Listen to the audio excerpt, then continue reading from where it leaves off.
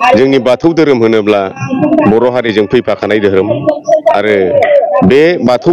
धोरोमानो जाहैबाय गुदिथार बाथौ धोरोमानो जाहैबाय बुलि बिधानजों सौफैनाय जायखौ बाथौ धोरोम होनोबा हाबसा गारजा खेराइ बे हाबसा गारजा खेराइ गैयाब्ला बे खुनु दिन बाथौ धोरोम जानो हाया दा बेनि थाखायनो आं रायजो राजाखौ मेसेज होनो नागिरदों बे बुहुमाव थानाय बर'फोरखौ आं मेसेज होनो नागिरनाया बेनो दिनै जोङो जोंनि गुदिथार बाथौ धोरोमानो जाहैबाय बुलि खान्थिजों सिबिनाय आसार खान्थि नेमखान्थि समाजखान्थि जोंहा गासिबो बिथिङाव जोंनि दिनै बे गुदि बाथौ धोरोमावनो दंखाजोबखायो दिनै बाथौ होनदों बान्दोबा सिजौ होनदों गरंबा थाइगिर बिखं खुंबा बर'नि आसारा फंबा दिनै बर'नि आसाराव फंबायाव बेनो जाहैबाय दिनै जोंहा मोनबा बाद खान्थि दं बे मोनबा बाद खान्थिजोंनो दिनै बाथौ धोरोमखौ फोथांनानै लाखिनो हानाय जोंहा गुदि बाथौ धोरोमाव दंखायो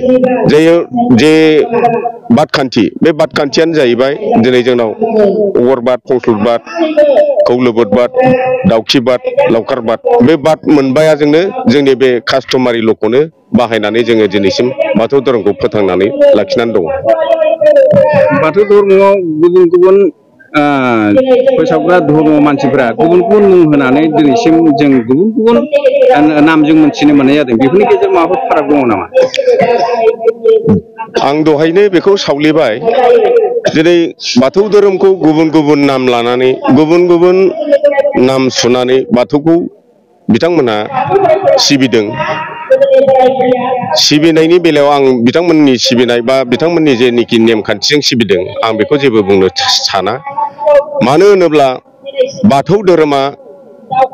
जेरै बाथौ धोरोमाव जेरैहाय जोङो दिनै सिबिनायाव लोगोसे आरो आसार नेमखान्थिखौ जों नुबोबाय थादों दिनै बर' हारिनि गेजेराव फैफाखानाय बर' हारिजों फैफाखानानै दिनै सिबिजानाय आसल धोरोमानो जाहैबाय गुदि बाथौ बे गुदि बाथौआनो जाहैबाय हाबसा गारजा खेराइ दिनै जोङो हाबसा गारजा खेराइ गैयै बाथौ धोरोमखौ बिथांमोननि फोसावनाय बे बेलायाव आङो बेखौ बुंनो सानला जोंहा जोंनि जेनोखि जेरै जों सोलिबाय थादों आथिखालाव बा गोदो गोदायनिफ्राय सोलिबाय थादों दिनै जोङो बे बुहुमाव जोङो दिनै थांनानै थानायाव जाथि हिसाबै गाव गावबागाव मोनसे धोरोम थायो दिनै बाथौ धोरोम होनोब्ला बाथौ धोरोमानो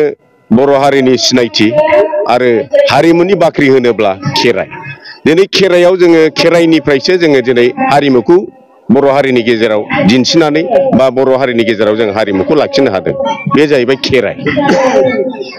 गिबि नोंथाङा बे खेराइनायनि बाथ्राखौ बुंदों खेरायोब्ला जों बर' जाथिया बे खेराइनायजों माबा मोनसे उपकार मोननाय लामा दं नामा? उपकार मोननाया जाहैबाय जोंनि दिनैनि बे बर' हारिनि गेजेराव संसार जानाय सामफ्रामबो बेहाय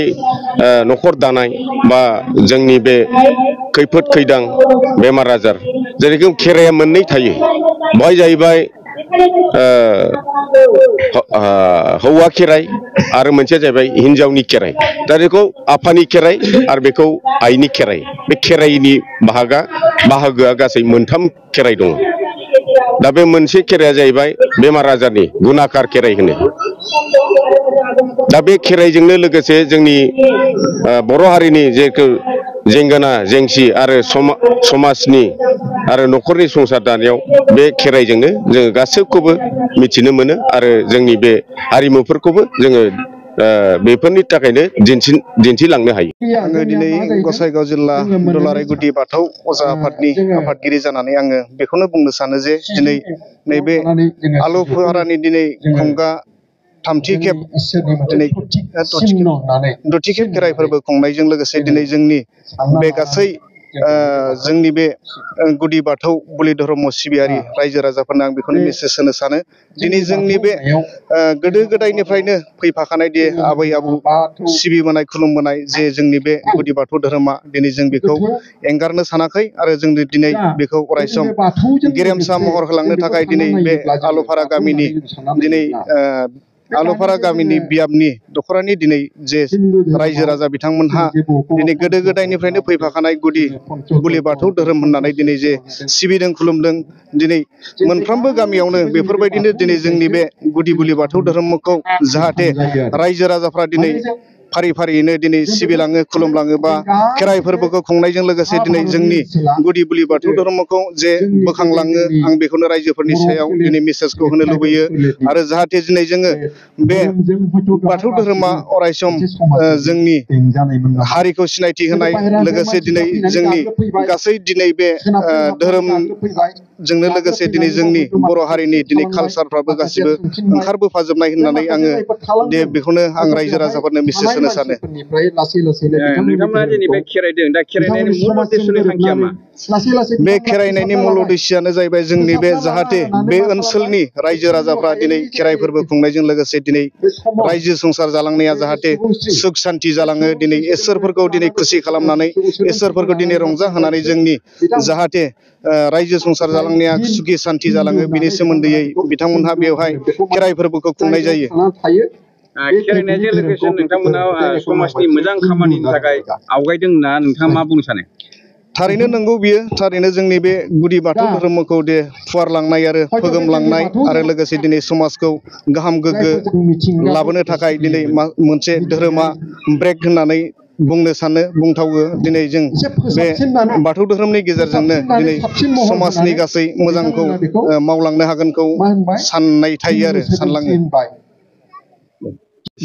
गिबि गिबियावनो आंनि मोजां मोननाय आरो सिबिनाय आरो अननायखौ आङो जासिहोबाय। दा दिनैहाय दथि खेब खेराइ फुजानि सोमोन्दै आं बेखौनो बुंनो सानगोन दि जोङो पर्बतजरा आनसलिक क'क्राझार गसाइगाव जिल्लानि सिङाव थानाय पर्बतजरा आनसलिकनि आफादगिरि जानानै जे खुङै खुंनानै जोङो दिनैहाय दथि खेब जाहैबाय। दथि खेबाव बे दिनैहाय आलुफारा गामियाव दथि खेबखौ दिनैहाय 2024 मायथाइनि दिनैहाय मार्च दाननि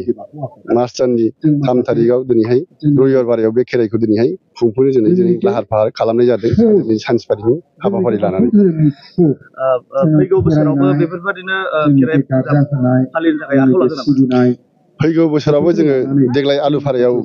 3 बोसोर जानानै थांबाय। नेक्स्टआव जोङो हयथ' बेखौ रायलायनायनि गेजेरजों जों दस्रा जायगायाव लांनो लाहार फाहार खालामगोन। पर्बतजरा हालामनि रायजो राजा बिथांमोनखौहाय मा मेसेज खालामनो सानो?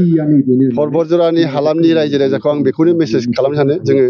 बे धोरोमा गोदो आबौ आबैमोनानो बेखौ सिबिबोदों फुजिबोदों खुलुमबोदोंमोन आरो गुदि बाथौ धोरोमखौ दाबो बे गुदि बाथौ धोरोमखौनो जोङो सिबिगोन फुजिगोन होननानै दा बेखौनो जाहाथे गुवार जाथों होननानै आं बेखौनो मेसेज होनो सानो। पर्बतजरा आनसलिक बियो फ्राय बुरजायैनो दा आवग्रिनानै दङ जोङो बाथौआ दा मोननै मोनथाम जाबाबो जोंनि गुदि बाथौ धोरोमाव बांसिन जानानै दङ। बेफोरबायदि गुलाय गुजायखौ बोस्रांनो थाखाय नोंथांमोना माबाफोर आखायाव लाबोदों नामा? बेफोरबायदि गुलाय गुजायखौ बोस्रांनो थाखाय जोङो दखरा हिसाबै गसाइगाव जिल्लानि सिङाव थानाय आनसलिकफ्रा जोङो गामि गामि थांनानै जोङो बेखौ रायलायहैदों बिसोरजों बोसोनगिरि होदों बेफोरखौ जोङो मोजां खालामनो जुनै